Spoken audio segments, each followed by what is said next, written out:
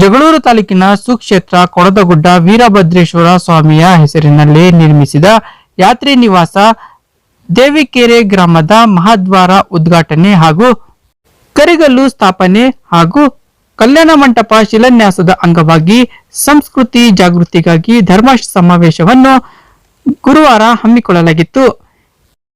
ಇನ್ನು ಕಾರ್ಯಕ್ರಮಕ್ಕೂ ಮುನ್ನ ದೇವಿಕೆರೆ ಗ್ರಾಮದಲ್ಲಿ ಬಾಳೆಹೊನ್ನೂರು ರಂಭಾಪುರಿ ಪೀಠದ ಜಗದ್ಗುರು ಶ್ರೀ ಡಾಕ್ಟರ್ ವೀರಸೋಮೇಶ್ವರ ಶಿವಾಚಾರ್ಯ ಸ್ವಾಮೀಜಿ ಹಾಗೂ ಉತ್ತರಾಖಂಡ ಉಕ್ಕಿಮಠದ ಕೇದಾರ ಪೀಠದ ಶ್ರೀ ಭೀಮಶಂಕರ ಲಿಂಗ ಶಿವಾಚಾರ್ಯ ಮಹಾಸ್ವಾಮಿಗಳು ಮಹಾದ್ವಾರದ ಉದ್ಘಾಟನೆಯನ್ನು ನೆರವೇರಿಸಿದ್ರು.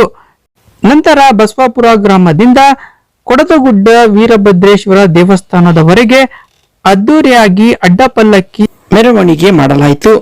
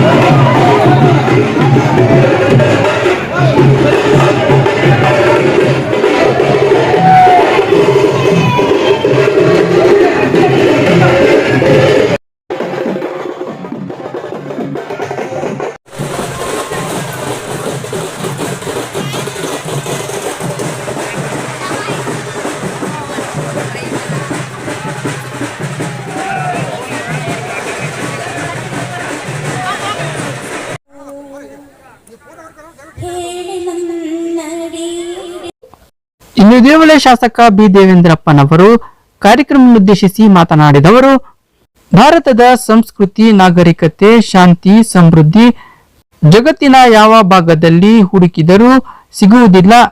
ಇಲ್ಲಿರುವ ಮಠ ಮಂದಿರಗಳು ಪಂಚಪೀಠಗಳ ಪರಮ ಪೂಜ್ಯರಿಂದ ವಿಶಾಲತೆ ಹೊಂದಿದೆ ಎಂದು ಬಣ್ಣಿಸಿದರು. ಕರಿಕಲ್ಲು ಸ್ಥಾಪನೆ,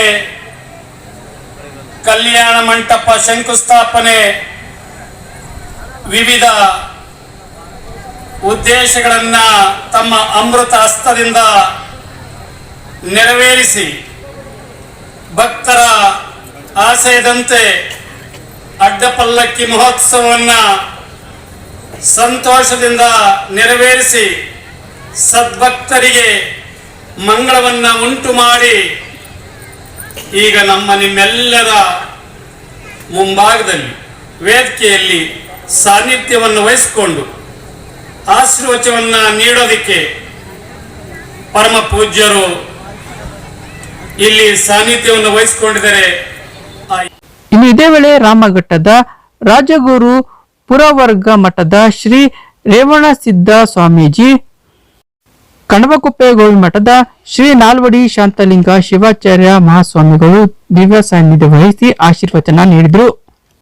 ಈ ವೇಳೆ ಹೊನ್ನಾಳಿ ಹಿರೇಕಲ್ಮಠ ಒಡೆಯರ್ ಚನ್ನಮಲ್ಲಿಕಾರ್ಜುನ ಸ್ವಾಮೀಜಿ, ವರ್ತಕ ಎಸ್.ಕೆ. ಶಶಿಧರ್, ಜಿಲ್ಲಾ ಕಾಂಗ್ರೆಸ್ನ ಅಧ್ಯಕ್ಷ ಎಚ್.ಬಿ. ಮಂಜಪ್ಪ, ವೀರಭದ್ರೇಶ್ವರ ಟ್ರಸ್ಟ್ನ ಅಧ್ಯಕ್ಷ ಬಿ.ಎಸ್. ಮಲ್ಲಿಕಾರ್ಜುನ್, ಕಾರ್ಯದರ್ಶಿ ಗೌಡ್ರು ಡಿ.ಸಿ.